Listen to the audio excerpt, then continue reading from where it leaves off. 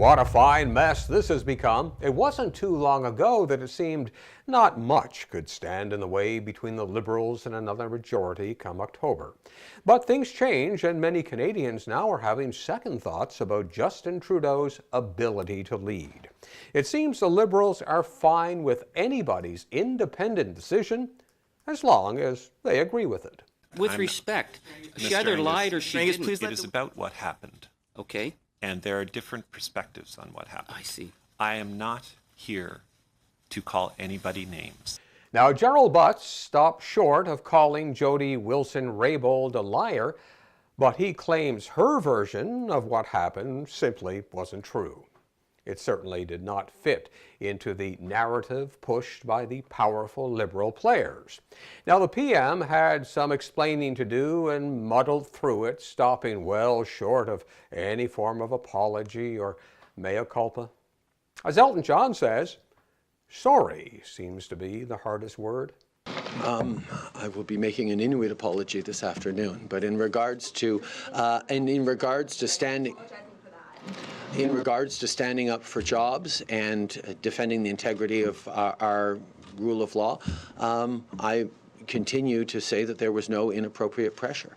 Now, the optics are terrible for the Liberals. They are now once seen again as the party of the insiders willing to engage in corruption for political gain. Remember the sponsorship scandal? And once again, it's about Quebec. And once again, there are implications for national unity. This isn't over yet, and my bet is that most Canadians still believe Madame Wilson-Raybould. And they believe there were veiled threats made against her. And they believe she was dumped as Justice Minister and Attorney General for political expediency. Now, politically, it is an eternity until the October election. Will we still be talking about this in a couple of months? My guess is probably not. Will it give Canadians a reason to question Justin Trudeau? My guess is probably yes.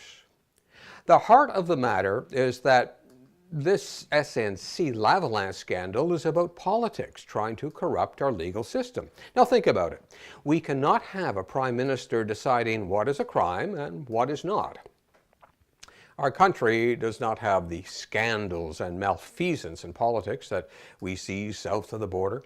But this affair shows just how dirty things can become. Power does that to people. Do as I say, not as I do. Well, that could be the motto of François Legault. Now, back when he was in opposition, he howled at the Liberals because Quebecers were being overcharged by Hydro-Quebec.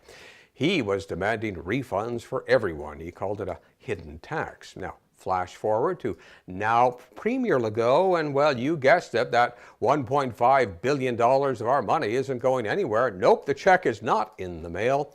The Canadian Taxpayers Federation has launched a petition calling on Legault to keep his promise. Now, on top of this, Hydro this week had the gall to announce another rate increase come April 1st. And it's us, the taxpayers, who will indeed be the April Fools.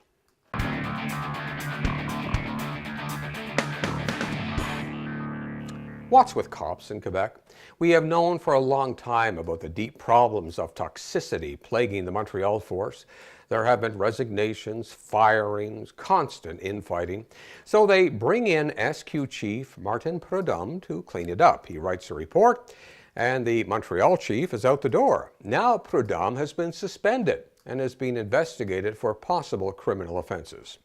Well, the good news here is that justice seems to be working. The bad news is, why are there so many rotten cops, particularly in senior positions? Sometimes you wonder if being sworn to serve means serving themselves. And finally, what a crappy winter. But take heart. The folks who know about these things say the worst is definitely over, and spring happens in a matter of days. Of course, our memories are short, and on those sweltering July days, we won't give much of a thought to the winter from hell. Until next winter. As they say in Quebec, there really are only two seasons, l'hiver and l'hiver prochain. I'm Barry Wilson. You can follow us on Facebook and Twitter, and please subscribe to our YouTube channel. And don't forget to check out our weekly poll on Facebook. We want to know what you think.